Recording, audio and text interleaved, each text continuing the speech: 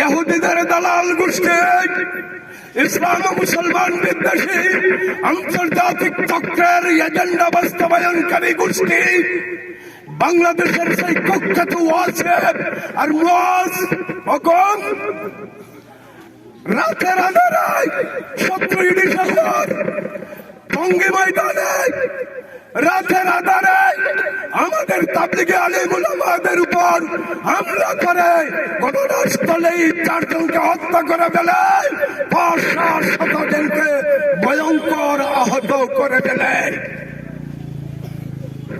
মামলা দিয়েছি আমরা, আমাদের মুরব্বীরা মামলার ভিত্তিতে আর 2 নম্বর আসামি মুয়াজকে গ্রেফতার করা হয়েছে।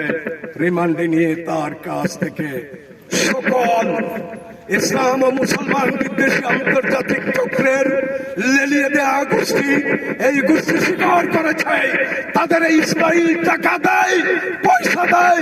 ইসলাম ও মুসলমান বিদ্বেষী চক্র এই সমস্ত হত্যাকাণ্ড টাকায় 17 সাল থেকে আজ পর্যন্ত চালিয়ে যেতে নির্ধারণ করেছে।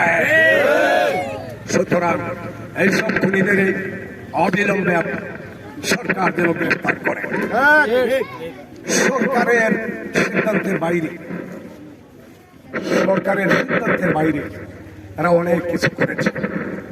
বর্তমান সরকারের সিদ্ধান্তের বাইরে অনেক কিছু করেছে।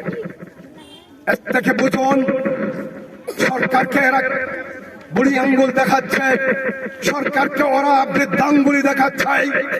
এই ওয়াসিফদের পিছনে কেমন শক্তি রয়েছে, যে শক্তির বলে ওয়াসিফ ওয়াসিফ ওয়াসিফ এই দেশের আলিম উলামার উপর আক্রমণ করতে গেল। কারা তাদের পিছনে আছে, কারা আছে, কে আছে, কারা এই দেশটাকে একের পর পরে অশান্তি অশৃঙ্খল করে দেশটাকে অশান্ত করছে, অস্থির করে ফেলছে। তাদের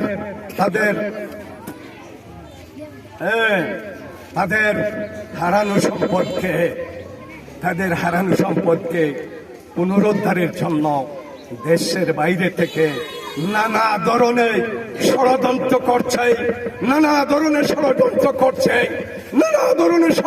করছে। মাগো, আপনাকে জানা উচিত,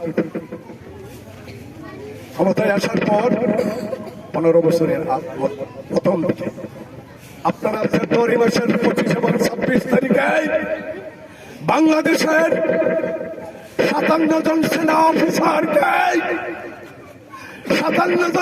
অফিসারকে আপনারা হত্যা করেছেন।